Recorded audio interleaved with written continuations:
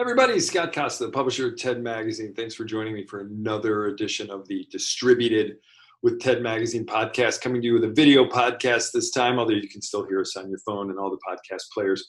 Had a nice, wonderful conversation with Kyle Wargo, who's an account representative with Irby, based in Nashville. We talked about a lot of things.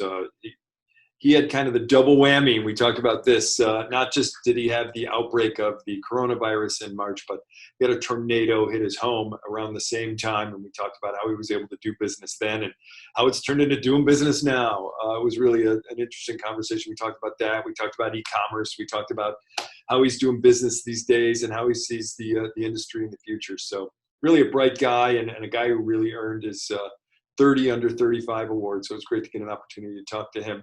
Before we get started, I want to let you know about the NAD Market Data Program. The Market Data Program is a service where electrical distributors submit confidential, anonymous monthly point of sales data.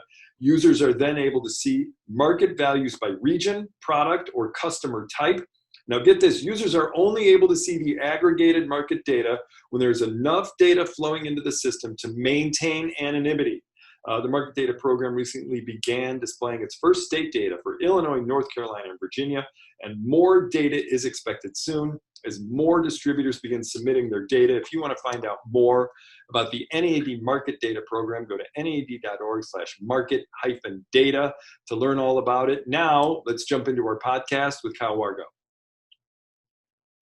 All right, everybody, we have Kyle Wargo. Kyle is an account manager with Irby.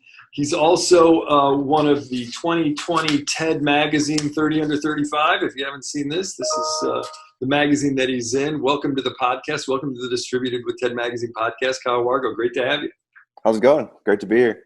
I am thrilled that this is a video podcast because there's something I got to tell you. This is a big surprise. You probably didn't know this was coming, but and I just want to look at your face for the reaction. So your mom called me the other day. Oh, yeah, she told me about that. Oh, she did? Okay, good. Yeah, she did. Sure. She wanted a couple copies of Mommy called. She wanted a whole bunch of copies of the magazine. She's so proud of you. I don't blame her. You know, it's pretty, but it's a big deal. It's a big award, and I'm happy that your family is proud of you, and you should be proud of yourself. As I say to, all the 30 under 35 winners, it's like, TED Magazine's not giving you guys an award. You guys earned this stuff. And you have, again, I'm looking over some of your stuff that was on your nomination form. You contribute to the company's year-over-year 14% profit increase. Your sales goals, again, it's about more than just numbers and sales. I get it. But your sales goals you achieved by 125%. Your new accounts saw a 50% increase. I mean, you know what you're doing. You're really good at what you do. And you're a good guy. We've talked previously. We had a little Zoom meeting. So give me your thoughts. You're a 30 under 35. It's something you get to wear around with you. What kind of reaction do you have? Have you gotten reaction from any of the other folks at Irby? Anything like that? Yeah. Well, I appreciate the kind words, and I'm not embarrassed at all with my mom calling in. Or am I surprised? She was great. She was awesome. Yeah. I'm glad I had a chance to talk to her. So yeah. But yeah, I mean, everything it's been great these last few months. I wasn't expecting it. I got nominated last year, and I really wasn't expecting anything to come of it. But it's just an honor I have had a couple of people in the industry that I didn't tell about it, and they're reading this magazine because they get it. They're in electrical distribution as well, and they're seeing my sketch and everything and texting me. So it's been pretty fun. And then just being able to share that on LinkedIn, and I'm not one to brag about things that I accomplished, but I think that's just one of the things that it should be shared, and people should know about it, because want them to be able to strive for something like that in their industry or in any industry. Well, it's pretty cool, and I'm happy to hear that you won, and I think some folks need to hear about this part too, because I think this is important. So I guess right around when the pandemic hit in March, you had a tornado blow through your neighborhood and damage your house, correct?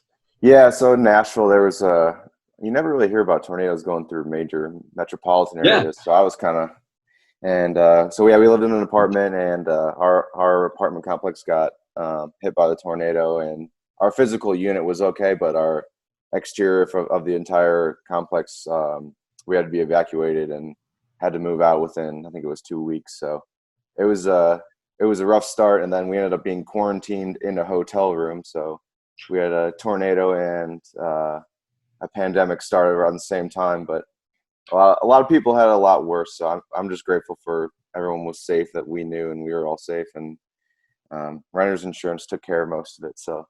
Right. But one of the things that that folks said about you was, again, you have all this conflict, all this craziness going on in your life right now, is you were still, working. You were still dealing with your customers and making sure they were taken care of. Tell me some of the stuff you were doing, again, while you're stuck in a hotel or, you don't have your home, tell me some of the things you were doing where you were still able to take care of your customers.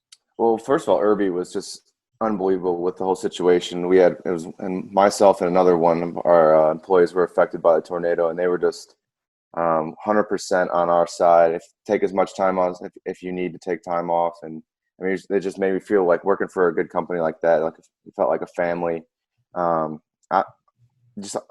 It takes your mind off it for me when I'm working. So if I'm just sitting around not doing something, or when I work, it takes my mind off other things. So, but yeah, I mean, working from a hotel and trying to connect with customers is tough, but I think everyone's starting to learn, figure out the new age of whether it's through a Zoom call or emailing or whatever it takes now to get things done. But I think you're going to see a lot more people working from home. I'm not sure about as much as our industry as others, but as far as like inside account managers or specialists, being able to do the same amount of things at home that you can at the office, and in some instances be more productive at home. So it seems so normal now, doing business from a hotel room and from a distance. At the time it's like everything is, in upheaval, and you just have a laptop and a telephone that the hotel, your cell phone and a phone that your hotel room provides, and that's it. Mm-hmm. You think, oh my gosh, this is so crazy. And now you're like, yeah, that's just how we operate. It's like I could do that every day now. It's so strange. Especially with some of the kids now. When I was in school, we didn't have the laptops or anything, and then it's now every kid is going through school with a laptop, learning on the laptop. So this is probably pretty normal for a lot of kids now. And whereas you and I, that was never the case. So I know. It's really crazy. So you're obviously, looking at the background, you're at home right now? Yeah, I'm in my apartment in Nashville. Yeah. Okay, so tell me. I'm wearing my Irby hat today. Wearing your clothes, so you're repping. I like it. You're representing. My hair was messy from my hard hat earlier, so I had to throw a hat on. Well, I was going to ask, so what are you doing? Are you getting out to job sites? Are you going to the office? Give me an idea. What's your, I don't want to say what's a normal day like, but what's a week like? Tell me how often you're getting out. What are the things that you're doing these days? I've been able to get out every day. It's pretty normal now, just to the certain customers that'll let me in. My customers that are in Davidson County, which is Nashville's county, it's a lot more strict with the mask and everything. But if you go out hour and a half to where some of my other customers are in smaller towns, masks are kind of optional, and I think it's more of like if you're in a larger corporation, they set the standards for what visitors do. So, and vendors is what we're characterized as. So I mean, some of my companies, my customers, they haven't let me in since March, but they're, it's just kind of how it is. And then some of my customers, hasn't changed at all. So it's starting to fuel back up, and projects are starting to get moving again, and people want us on site again. So, but it's been a challenge, but I think everyone's had to go through it. So it's not out of the ordinary. Right. And so you have an area district that's basically the state of Tennessee, for simplest terms. Mm-hmm. So you're basically on the road. If you need to go somewhere, you can get on the road and go see somebody and still be able to sleep in your own bed at night. But yep. So how many different branches are you working out of? And have you been going into branches? Do you have an office? What kind of things are you doing along those lines? So for an account manager as myself, we never really had to be in the office. Mm-hmm. I would go in and pick up deliveries, which I still do, and probably once a week or so, go and work at my desk at my office. I have a cube, but most of my work that I was previously doing before 2020 was out of my either home office or on the road in my car and using my phone as a hotspot. So the work from home part for me is not really any different. It's just, I think it's just for everybody else has gone, had a little changing to do, but for me, it's pretty much the same. Yeah, yeah. So when you go into offices, when you go into branches, what things do you notice that are different that you're like, hey, you know what? It's really cool that we're doing that now. Or, boy, what took us so long to do that? Or, are you seeing those kinds of things?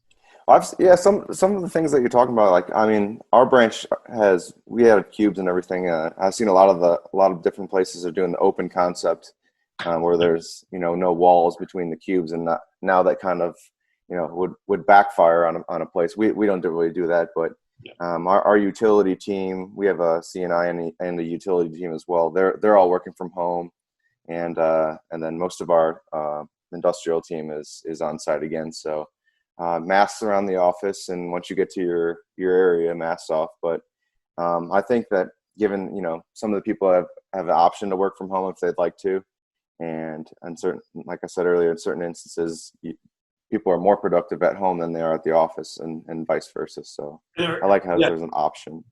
And are you doing virtual meetings then, whenever you have to do, and how regular do those happen? Are they weekly, daily, monthly? How often are you getting together as a group? As a branch, all of our sales guys and our specialists get together once a week, every Tuesday morning. Mhm. So we go over our numbers that our budget numbers, and then we share our projects that we're working on, and sharing trends from across the industry that everyone's seeing. So people think, you're in sales, you're on your own, kind of working on your own thing, but it's really still a collaborative effort. Yeah. And it's good to hear wins like that when it's encouraging. So What's that? I said it's good to hear when one of your other counterparts has a big win or a big sale. It makes you're happy for the company, but then you're like, oh, this is what I want. So it motivates you in the end too. It's a nice little economic indicator too. Folks are Yeah. still buying, and you guys are still active, and I think that's great. So that's good to hear. So again, let's say that there's a wonderful miracle cure and a vaccine or whatever, and we get back to whatever normal once was. What do you think we'll see going forward? I mean, do you think there'll be you think the cubes are going to come back? Do you think things are going to change? Kind of where do you see moving forward? As a supply chain. I mean, I don't see a whole lot changing. I think we'll go back to where it was. I sure hope so, because everyone keeps saying new normal, and I'm like, well, I just want normal. So I just want this to be a temporary thing. I do see a lot of people working from home. I know other industries, some industries, they don't even have offices or a brick and mortar place, so I don't see that happening, just, from all the warehouse aspects of it, and just having people in a collaborative group. But I mean, I could definitely see more online stuff as everything's going, and more Zoom calls, and those meetings that you maybe once thought should be a meeting could be a Zoom call, and save people a lot of time. And instead of having to come into the office from an hour or however far away people live, I think people will be getting used to the way of these meetings, and seeing that you can still be as productive on these, and even with customers too, being able to do a presentation over this where you can share screens and do demos of certain product and equipment. I think we're moving in the direction that part's going to stick. And what about e-commerce? Are any customers talking to you about that? Are you looking at, upgrading e-commerce opportunities, and how that's going to kind of blend into the sales, team, and how you guys are going to be able to work that out? Are you hearing a lot about e-commerce demand or inquiries at least? Yeah, we're actually releasing a beta for our new website right now. So I'm not sure if that's timing or if that's congratulations. necessity. That's great. Yeah. So we have a great website, but I mean, a lot of our customers have our app, and they download stuff, or they purchase stuff off our app. So e-commerce is definitely the way of the future, and as long as like certain people's pricing is correct and whatnot. So I think that's probably what our industry has lacked in a little bit compared to others, but I think we're moving in the right direction for sure. Is it a challenge when it comes to new products? Because there used to be counter day. Remember counter days? Oh, that was maybe you'd have a barbecue, guys would come by, and you'd show off some products and eat some burgers or brats or something. I mean, what kind of challenges are you seeing with new products these days in terms of trying to, show them to customers? Be like, look at the value here, but sometimes you have to do that in these kinds of calls. So how does that go? Yeah, it's tougher because I feel like a lot of different companies and vendors and whatnot for customers are sending them a lot of things on whether it's an email or you're just getting kind of bum rushed with a lot of information.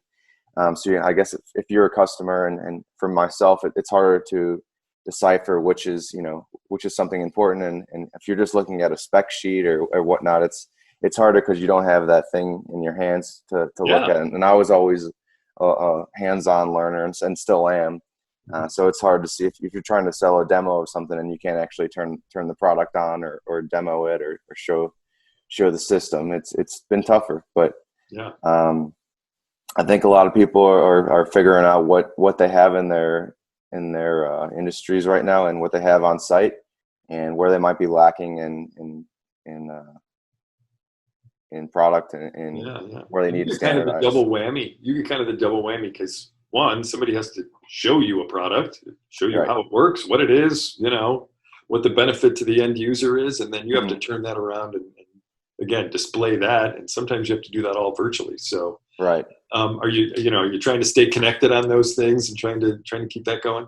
Absolutely. It's been harder because we rely on our vendors so much Mhm. to teach us the product so we can teach that to the customer, and then also just have them bring them into accounts and teach that directly to the customer. But yeah, it's been tough because I can get into certain places because with certain badges that I have, but it's been harder to bring in more Yeah. than one person, and it's just. Right. But yeah, that's trying to keep the vendor relationship, whether phone calls, emails. That's been a struggle, but I think everyone's kind of in the same boat in every industry. So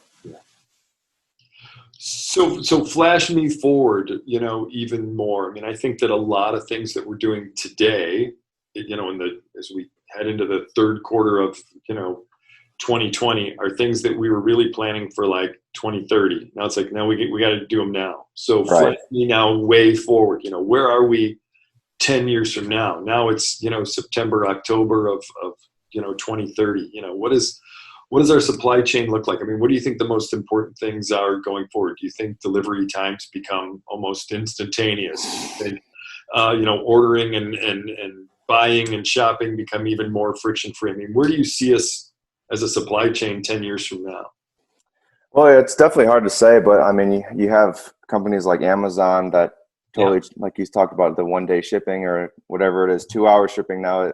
That that changes not only their industry but every other industry because you're comparing getting product shipped as to an Amazon time where you can get it in sometimes 2 hours, and certain things that our lead times are 6 to 8 weeks on certain things. So it's tough, but I think, I mean, you have sites like Granger and other places like that that are known for their e-commerce, and um, they set precedents that a lot of the other competitors are trying to keep up with. So, but yeah, I mean, a lot of it's just going to be online, and I think delivery and in stock is still a huge deal because if you don't Yeah. have something in stock, and it's something that you know three other competitors can sell, they're going to go to get it if they have to pay maybe a little bit more money. Because a lot of our customers, they don't plan as well as they should, and neither do we. But I think having stuff on the shelf is still going to be, no matter what year it is. I think Yeah. that's still going to be the number one important I was thing. going to bring that up. That exactly what you just said. I mean, it's crazy now. I mean, it's tough to keep the shelves stocked, and yet demand is still. Again, we're an essential business in 50 states still, so I assume that sometimes you're running into some difficulties in terms of making sure orders are filled because you don't you don't have stock on hand, at the moment. So are you trying to stay ahead of the curve with, when you're talking to your vendors, your supply chain partners, just in terms of, meeting what this demand is? And is it hard to predict? Do you think down the road it'll get easier to predict? Kind of where are you at now, and what do you see happening in the future when it comes to, like you said, having stuff in stock and meeting the demand?